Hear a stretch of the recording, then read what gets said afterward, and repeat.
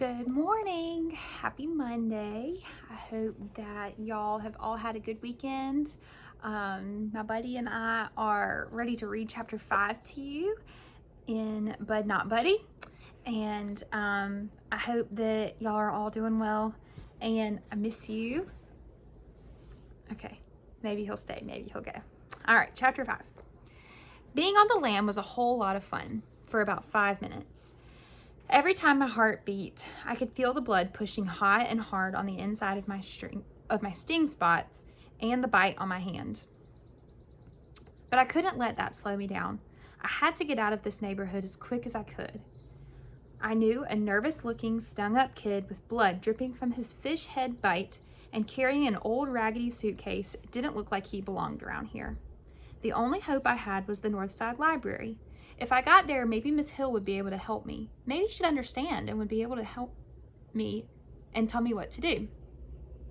For now, I could sneak into the library's basement to sleep. It was a lot later than I'd ever been up before, and I was kind of scared of the cops catching me. I had to be real careful, even if it was in the middle of the night, even if I was crouching down, sneaking along the street like Pretty Boy Floyd. At the library, I walked past a row of giant Christmas trees that were planted on the side of the building. There was a door on the side with a light burning above it, so I kept walking in the shadows made by the big trees. When I got to the back windows, I almost busted out crying. Somebody had gone and put big metal bars on the window. Even though I knew it was useless, I tried tugging at the bars, but they were real McCoy, solid steel. I headed back to the Christmas trees. They were low enough to the ground that no one could see me unless they were really looking.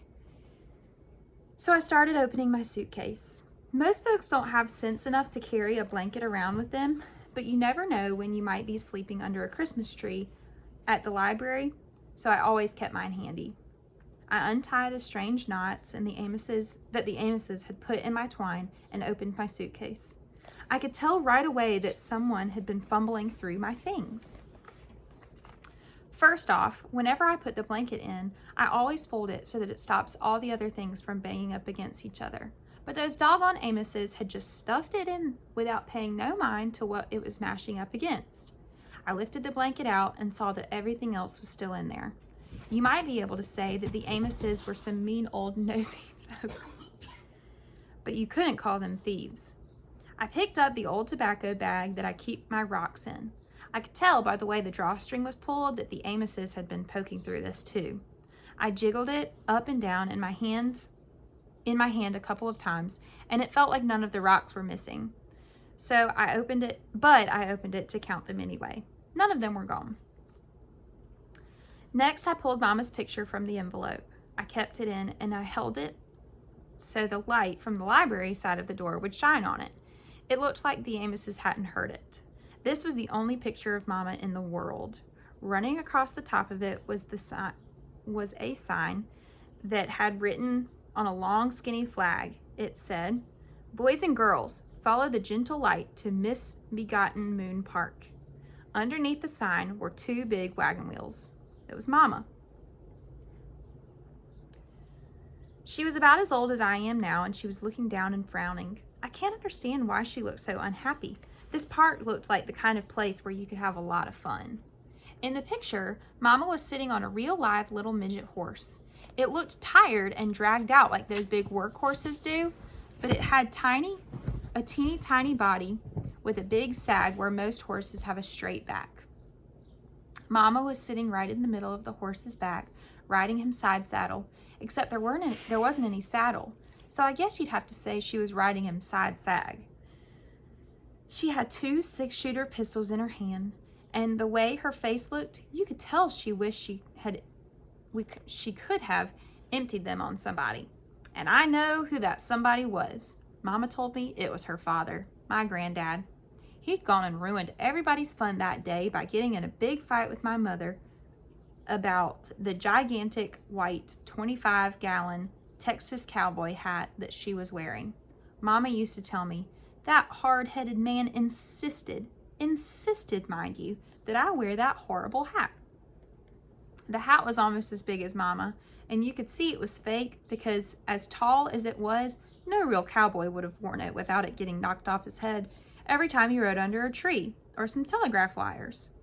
Mama told me that some man used to drag the midget horse all through her neighborhood with a camera, and if your mama or daddy signed a piece of paper, he'd take some pictures of you and then come back in a couple of weeks so you could buy them. Mama wasn't looking like she had rocks in her jaw, but Mama wasn't looking like she had rocks in her jaw because the hat was so fake that a real cowboy would have laughed you out of town for wearing it. She was mad because the hat was so dirty. When she used to tell me about it, her eyes would get big and blurry. Like the whole thing happened the day before yesterday instead of all those years ago. She'd start moving around our apartment real quick, picking things up and putting them back in the same spot. Filth, she'd say about the hat. Absolute filth. Why, the thing was absolutely alive with germs. Who knows what type of people had worn it? I'd say, I don't know, Mama. She'd say, who knows how many years it had been worn by who knows how many sweaty little hands? I'd say, I don't know, Mama. She'd say, the entire band on the inside was black, and I'm sure it was crawling with ringworm, lice, and tetters. I'd say, yes, Mama. She'd say, that horrid little photographer didn't care. Did you imagine it ever occurred to him to wash it? I'd say, no, Mama. She'd say, of course not. We meant less to him than that horse he mistreated. So I'd say, yes, Mama. She'd say, but your grandfather insisted. To this day, I cannot understand why, but he insisted. I'd say, yes, Mama. We had that conversation lots of times. Me and Mama have the same conversations lots of times is one of the main things I can remember about her now. Maybe that's because she didn't tell me. Maybe that's because when she'd tell me these things, she used to squeeze my arms and look right at my face to make sure I was listening. But maybe I remember them because those arm-squeezing, face-looking moments were the only times that things slowed down a little bit when Mama was around. Everything moved very, very fast when Mama was near. She was like a tornado, never resting, always looking around us, never standing still. The only time stuff didn't blow around was when she was near, was when she'd squeeze my arms and tell me things over and over and over. She had 4 favorite things to tell me. One of them was about the picture, and another one was about my name. She'd say, Bud is your name, and don't you ever let anyone call you anything outside of that either. She'd tell me, especially don't you ever let anyone call you Buddy. I may have some problems, but being stupid isn't one of them, and I would have added that DY to the end of your name if I intended for it to be there. I knew what I was doing. Buddy is a dog's name, or a name that someone's going to use if you're being false friendly. Your name is Bud, period. I'd say, okay, Mama. And she'd say every single time, and do you know what a bud is? I'd say, yes, Mama. But it was like she didn't hear me because she'd tell me anyway. A bud is a flower to be, a flower in waiting for just the right warmth and care to open it up. It's a little fist of love waiting to unfold and see the world, and that's you. I'd say, yes, Mama. I know she didn't mean anything by naming me after a flower, but it's sure not something I'd tell anybody about. Another thing she'd tell me was, don't you worry, Bud. As soon as you get to be a young man, I have a lot of things I'll explain to you. That didn't make me calm at all. That was Bud Caldwell's Rules and Things to Have a Funner Life and Make a Better Liar Out of Yourself, number 83. Rules and Things, number 83. If adults tell you not to worry and you weren't worried before, you better hurry up and start because you're already running late. She'd tell me, these things I'm going to explain to you later will be a great help for you. Then Mom would look hard at my face, grab a hold of my arms real tight and say, and Bud, I always want you to remember, no matter how bad things look to you, no matter how dark the night, when one door closes, don't worry because another door opens. I'd say, what? It opens all by itself? She'd say, yes, it seems so. That was it. Another door opens. That was the thing that was supposed to have helped me. I should have known then that I was in for a lot of trouble. It's funny now that I'm 10 years old and just about a man, I can see how Mama was so wrong. She was just wrong because she probably should have told me the things she thought I was too young to hear, because now that she's gone, I'll never know what they were. Even if I was too young back then, I could have memorized them and used them when I did need help, like right now. She was also wrong when she thought I'd understand the nonsense about doors closing and opening all by themselves. Back then, it really scared me because I couldn't see what one door closing had to do with another one opening unless there was a ghost involved. All her talk made me start jamming a chair up against my closet door at night. But now that I'm almost grown, I can see Mama wasn't talking about doors opening to let ghosts into your bedroom. She meant doors like the door at the home closing led to the door at the Amos's opening, and the door at the shed opening led to me sleeping under a tree, getting ready to open the next door. I checked out the other things in my suitcase and they seemed okay. I felt a lot better. Right now, I was too tired to think anymore, so I closed my suitcase, put the proper knots back in my twine, crawled under the Christmas tree, and wrapped myself in the blanket. I have to wake up real early if I wanted to get to the mission in time for breakfast. If you were 1 minute late, they wouldn't let you in for food. And that's the end of chapter 5. Something that this chapter makes me think of is being grateful.